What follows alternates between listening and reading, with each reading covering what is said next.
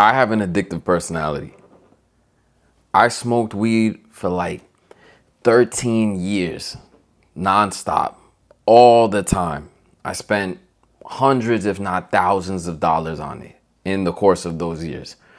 I've had drinking problems pretty much all of my early adulthood.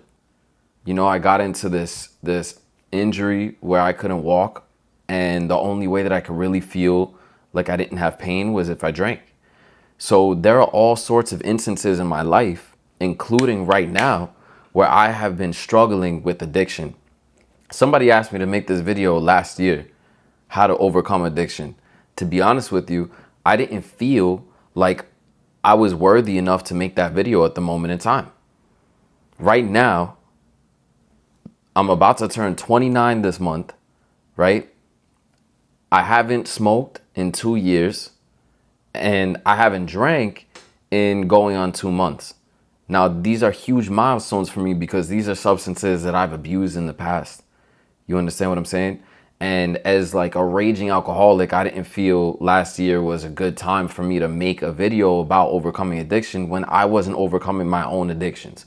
You know what I mean? So, you know, this is tied in with one of the concepts that I'm going to be talking about, which is your self-image. And when you have a self-image about yourself, you can't outcompete that.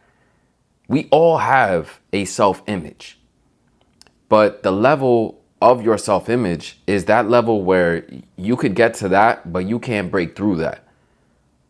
But we'll get to that in a little bit. So, you know, I've been through a lot of stuff with alcohol. And, you know, I've had a lot of emotional nights. I've had a lot of injuries.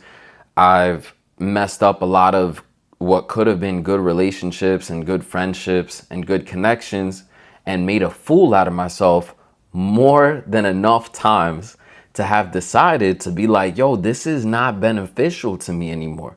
And I knew that it wasn't beneficial for a long time. And I wanted to quit for a long time, and I tried, and I would wake up and be like, not again, not today. I'm all hungover and stuff. I'm in pain. I'm like, nah. I would pour out whatever bottles was left into the toilet, flush it down, and in 2 or 3 hours, I'd be on my way to the store to get another one. Thinking, damn, how could you have thrown that out, bro? You know you was gonna need it. But nah, not anymore. Not anymore. So thank you for joining this week's episode of Tony Blanco's podcast. You here rocking with me, Tony Blanco, and we about to get into it, man. This time, instead of printouts, I got some handwritten notes. We kicking it old school, okay?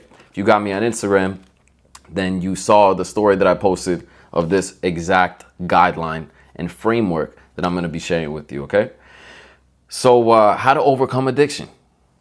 Number 1, replace bad habits with good ones. Well, the thing that's really helping me right now, and I've spoken about it before, is yerba mate, okay?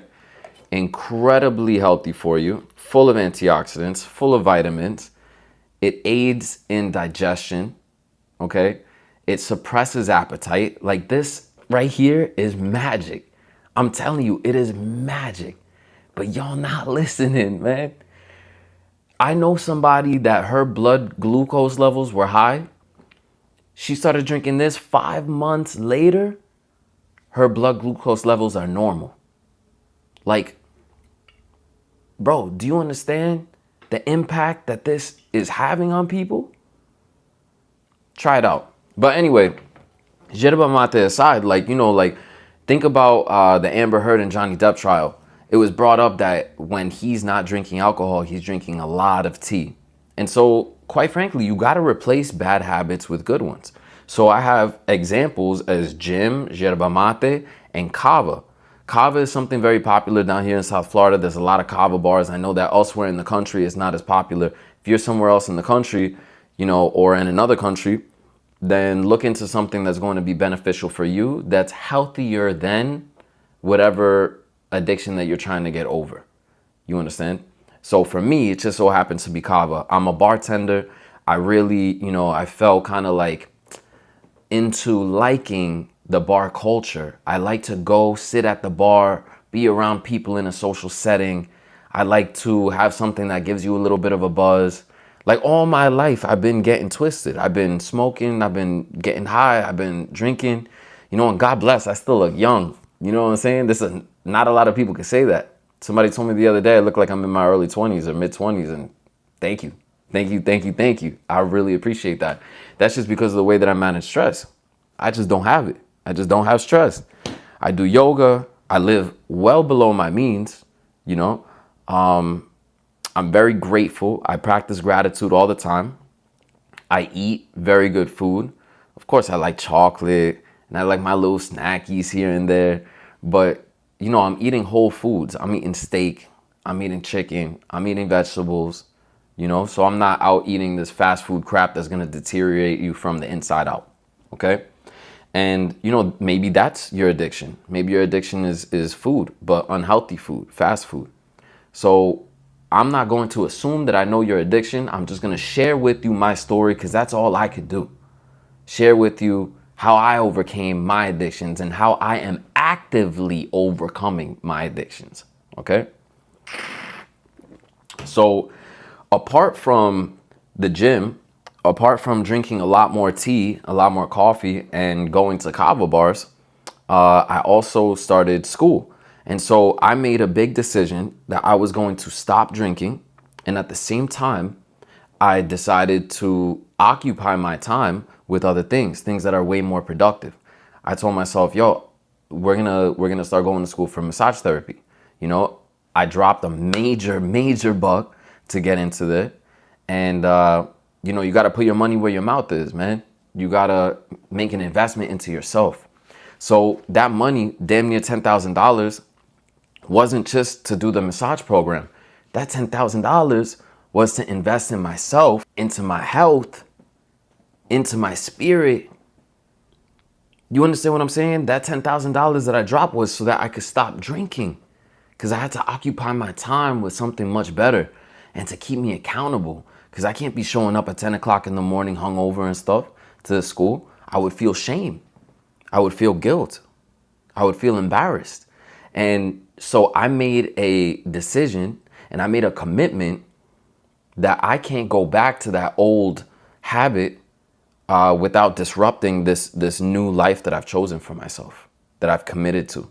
You understand?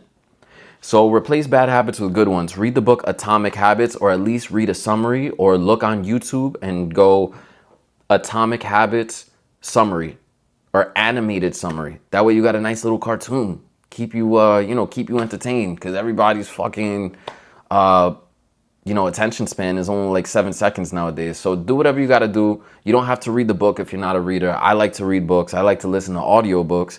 But go ahead and at least watch the summary, because there are some key things in there.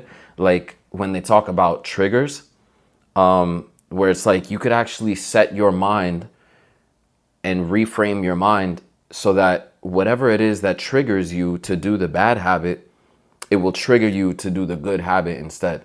And you have control over your mind. Again, this book, Think and Grow Rich, that I keep close to me right here, it's all about the mind. If it is here and it is here, then you could put it out here. You understand? Number 2, avoid temptation.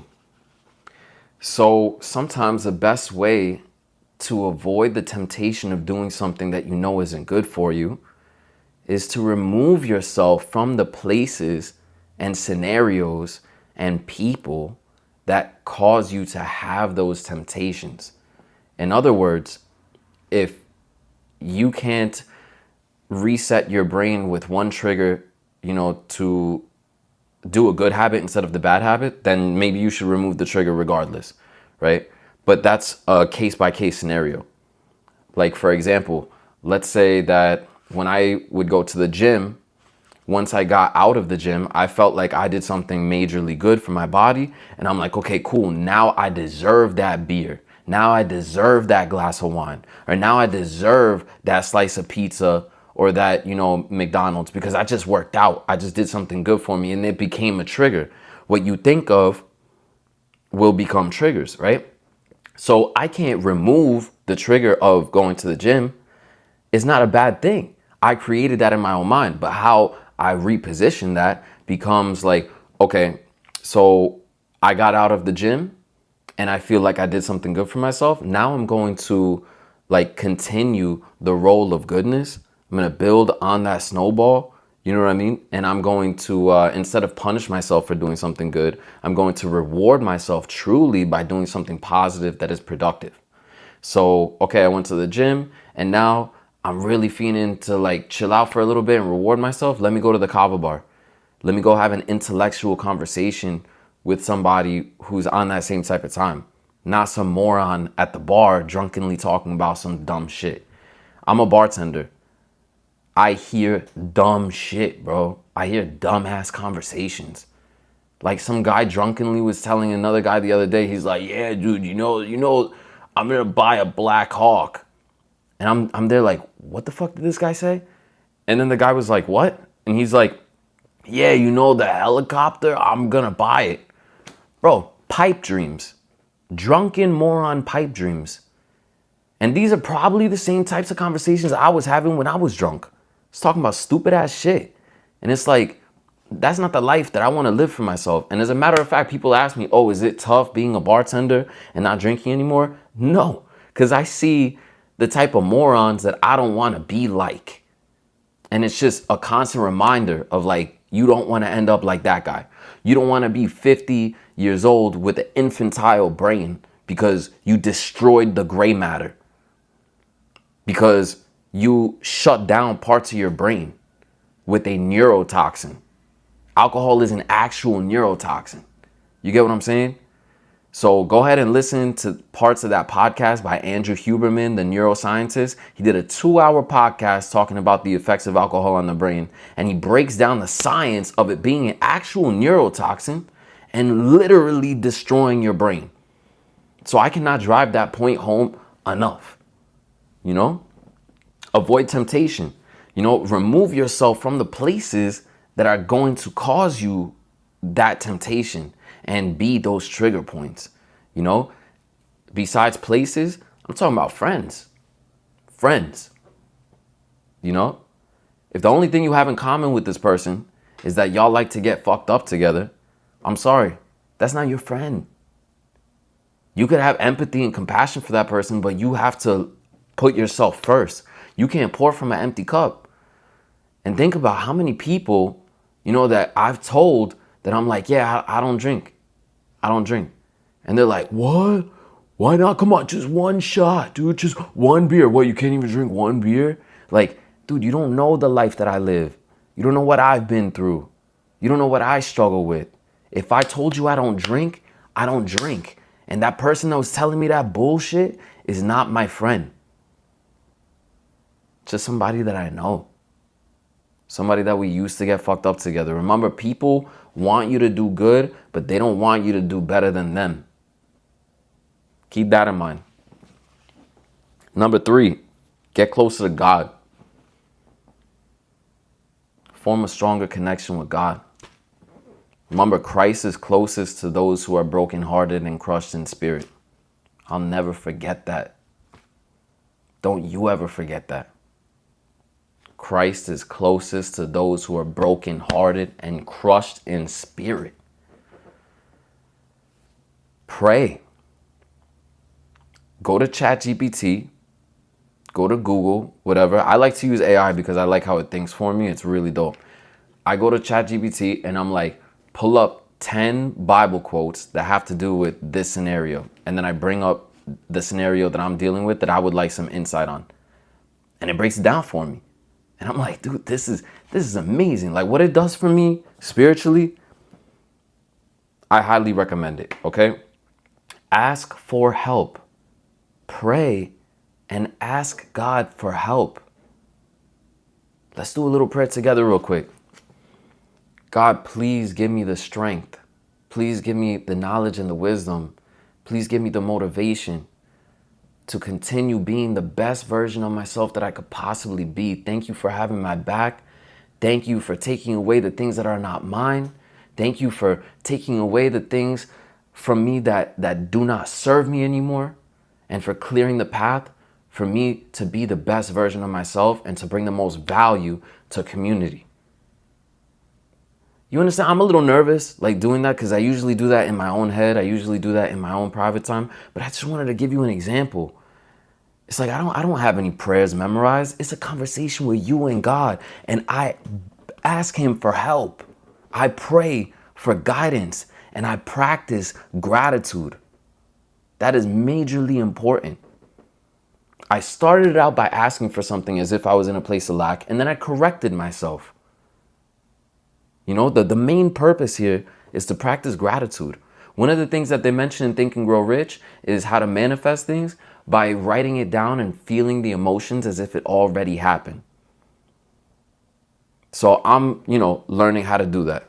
I'm learning how to live as if I already have. So gratitude is one of the highest frequencies that you can practice. Love is the number one highest. Gratitude is like right under it. You know what I mean? Living in a state of lack is all the way at the bottom. Living in a state of abundance is up there in gratitude and love.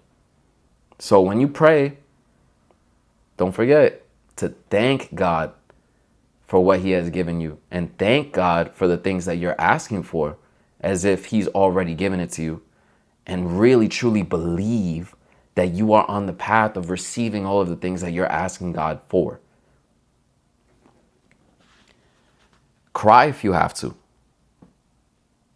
Most importantly, breathe. I've taught you before diaphragmatic breaths, but in case you didn't get it, that's cool. Look at my tummy. When I breathe,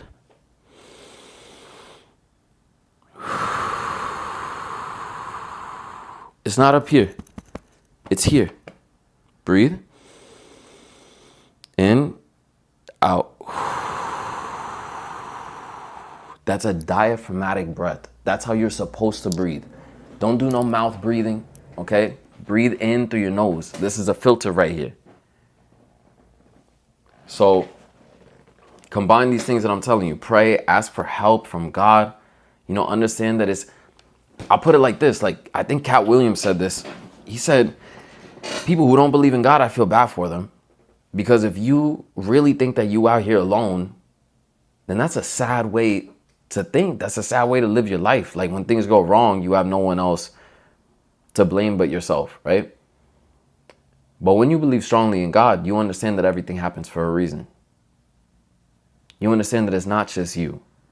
You understand that the Almighty has your back.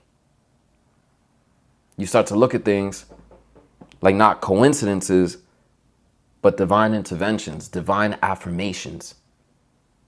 God pushing you to do the right thing. God pushing you in that right direction. Removing the things that don't serve you anymore. All right? And like I said, cry, let it out if you have to. You're a human being. Feel your emotions. This next one, extremely important. Number 4, re-identify. Self-image. All right?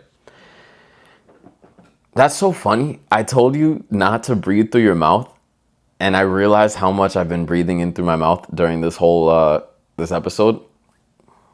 Man, it's because I'm talking and I'm ranting and I'm catching my my breath through my mouth. But anyway, that's besides the point. I just wanted to point that out because if anybody's super analytical and they're like, this guy just told me not to breathe through my mouth and he's here taking these giant breaths through his mouth. You're right. You ain't wrong, okay? You ain't wrong. But if you're in performing arts at all, then you understand that sometimes you need to catch a giant breath. Like, I'm a rapper, so sometimes I'm like, you know what I mean? You'll notice, like Big Pun, if you listen to his raps, you could hear him taking a massive breath through his mouth in between the lines because you just got to keep up. But re-identify and self-image. So the important thing about this that I want to bring up is that you cannot outcompete your self-image. I've said that countless times, and it's one of the most important lessons that you can learn. It really is a life-changing concept because you understand that if you can shift your paradigm, you can shift your entire life. If you change how you view yourself, you change your entire life. I said this in a video the other day. The plane And this was affirmed by a pilot today. Okay, I'm friends with an actual pilot, and he told me that he saw the video. I re-explained the concept, and he's still mind blown by it, and he affirmed it all the way. The fact of the matter is that a plane has autopilot. The pilot sets the location on the plane. If the plane goes a little bit off course, the autopilot readjusts it so that it goes back on course. Us as human beings, what does that mean for us? Well, burning desire is your desired location, right? Burning desire is the location that you set in your life GPS. And autopilot is your self-image. And so if you re-identify, instead of counting days, like Tony Robbins says, it's counterintuitive to count days because you're just counting days until you relapse. You're just counting days until you fall back into the old patterns. There's no reason to count days when you've created a new self-image, when you've created a new identity for yourself. So whether it's 2 days or 2 months or 2 years that you haven't been drinking, or that you stopped whatever addiction that you stopped, understand that you are in recovery and say, I don't do that. I don't drink. I was saying that the day after. I had a drink the night before. And I woke up the next day and I said, I don't drink. It's not day 1. It's not day 2. It's not day 5 or 7 or 537. I don't drink. People ask me at the bar to take a shot. Say, oh, no, man, I don't drink. It's just a fact. That's how I see myself. And that's how I live. You understand what I'm saying? That's my self-image. Meditate. Learn how to correctly breathe, unlike I've been doing right now. And now that I'm super conscious of it, it seems like there's some work that I need to do. There's a book that I read called Silva Mind Control Method, and it's about tapping into the alpha waves of your brain. Dr. Joe Dispenza also mentions that, and it's about rewiring your brain, reprogramming your subconscious. Let me get into that real quick. Why is it important to rewire your subconscious? Because your subconscious is directly connected to infinite intelligence, directly connected to the power of the universe. This is quantum physics we're talking about, okay? The universe is right here in your mind. God created them parallel. We are created in God's image. God is a creator. God made us creators. What does all this mean? Well, your subconscious is 1,000,000 times more potent than your conscious mind. Your conscious is the human being holding the leash, and your subconscious mind is the gorilla, the lion, the beast, the massively strong thing that the conscious mind, the human being with the leash, is guiding. So your subconscious mind can be reprogrammed with the power of your conscious mind. Why do you need to do that? Because your subconscious mind is what houses that self-image. And the frequency that you feel, that you think, that you believe is the frequency that you attract in real life, that you create in the physical world. So that's why it's so incredibly important to reprogram your subconscious mind. Studies have been done that psilocybin mushrooms help a lot with that. Again, Tony Robbins taught me that. Listening to some Tony Robbins videos, he's mentioned it a few times recently, that they've done studies on antidepressants and psychotropics and stuff like that, and placebos, and they don't work nearly as much as psilocybin mushrooms, which have proven to rewire the brain. So I know there's a massive stigma around it. I know a lot of people in my family in particular, they think that if somebody's a shroom head, it's worse than being a pothead. Like in the 70s, like you were a pothead, you were like a demon or a devil. And that's how people view psilocybin mushrooms. And it's a shame because honestly, of course it could be abused like anything, but done the right way, microdose and in combination with mental work and maybe therapy or meditation, whatever the case is, it can really change your entire life in a great way, in a very positive way. Another thing with re-identifying and self-image is writing down your goals. Journal. Write down your goals. And it's okay if they change. It's okay if you revisit them in a month and you're like, this one not so much, but this one, yeah, I really want to push forward with this one. Oh, wow, this one I made a lot of progress on. This one, I didn't. Maybe I need to refocus. You only know by journaling, revisiting your thoughts, or writing down your goals and working on your goal sheet, right? Another thing, number 5, be there for those who love you. I have a sister, I have a brother, I have a mother, I have a father. And my sister and my brother love me a lot.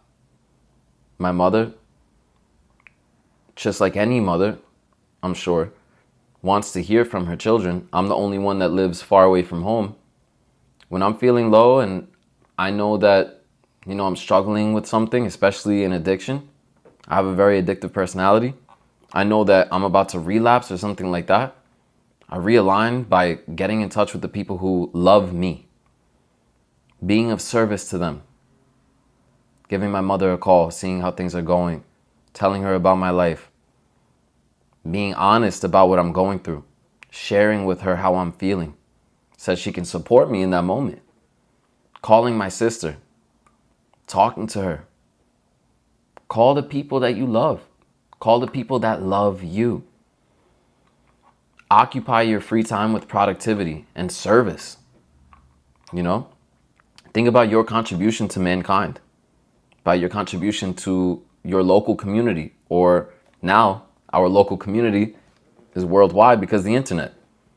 This is my contribution. My music is my contribution. It's incredible how my life right now is so in alignment because I'm doing the right things. I've set my desired outcome, my location, and I have set my autopilot with my self-image.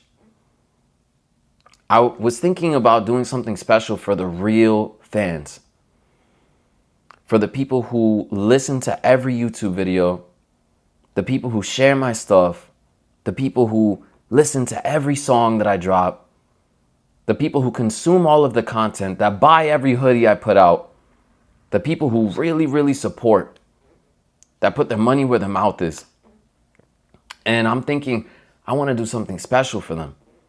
Because there's hundreds of people, if not thousands, who passively watch me as entertainment or whatever. Maybe they're just waiting for me to blow. But they're not partaking. They're not engaging. They're not a part of the process.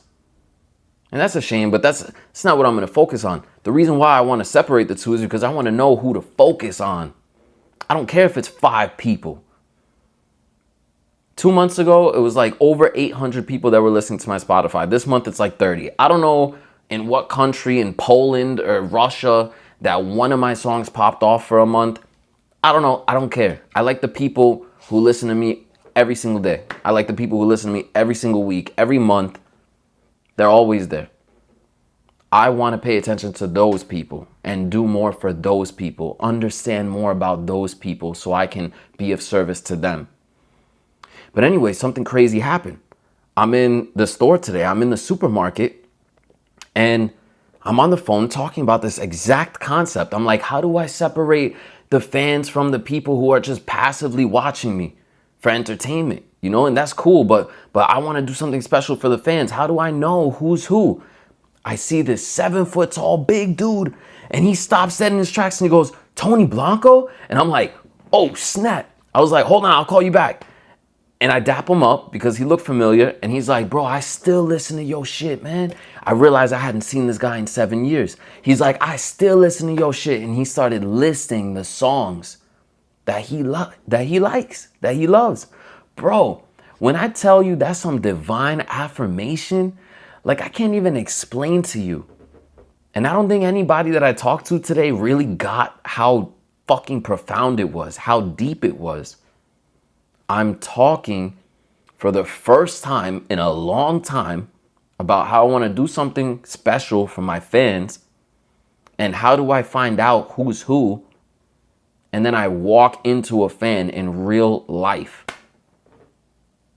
That's some divine intervention, bro. That's what happens when you live in alignment. That's what happens when, like, John Maxwell, the author of the book Psycho-Cybernetics, which taught me about the importance of self-image, says like this: you'll never change your life until you change something you do daily. The secret of your success is found in your daily routine. Let me say that one more time. John Maxwell, the author of Psycho-Cybernetics, which teaches the importance of self-image, said this, quote unquote, you'll never change your life until you change something you do daily. The secret of your success is found in your daily routine. Mic drop. That's it, man. So let's recap. How to overcome addiction. Replace your bad habits with good ones. All right? Replace those triggers. Read the book Atomic Habits, or at least go watch a summary about it, an animated summary or something. Avoid temptation. Stay away from the people who bring you down. Stay away from the people who think low about you. Avoid the triggers, and if you can't avoid the triggers, then reset the triggers so that you do something good instead of doing something bad when those triggers pop off. Get closer to God. Christ is closest to those who are brokenhearted and crushed in spirit. Don't ever forget that. Put that little segment on replay. Remember that. God loves you. God created you. For real. I mean that with my whole heart. Re-identify. Build a constructive self-image. Okay? Meditate. Utilize alpha waves. Reprogram your self-conscious. Experiment with some stuff. You know what I mean? Goal writing. Number 5, be there for those who love you. Be of service. Call your family. Call your loved ones. Occupy your free time with productivity. And remember that quote. I really hope that helped. I know that it's been an incredible journey so far. Right now, we're like past episode 20. We've been doing this every week for 3 months now. And it's just another milestone forward. I just dropped a new album yesterday. It's on the same YouTube page that you're on right now. It's called Limitless. Great album. Very proud of it. And thank you so much. Until next week, I love you. Peace out. And if you want to send me a message on Instagram, or you want to give me a topic that you want to hear about or something along those lines, you can hit me up on Instagram, Facebook Messenger, whatever the case may be. I'm here for you, okay? And I would love to know who really, really, really does support. And so those messages, they don't just like, I see them and I'm like, yeah, whatever. No. I see them and I'm like, wow, this person, like, it's so cool. You know, so don't think you're deriding or something like that, or you're being a fan. I know that fan has turned into a bad word nowadays, bad context. Nah. I want to know who my real supporters are. I want to know who my real fans are, because that's my family right there. These are the people. We're a community. We should be more tight-knit. So engage, share with me your thoughts. I'm here for you. I do this for you. I love you. Peace.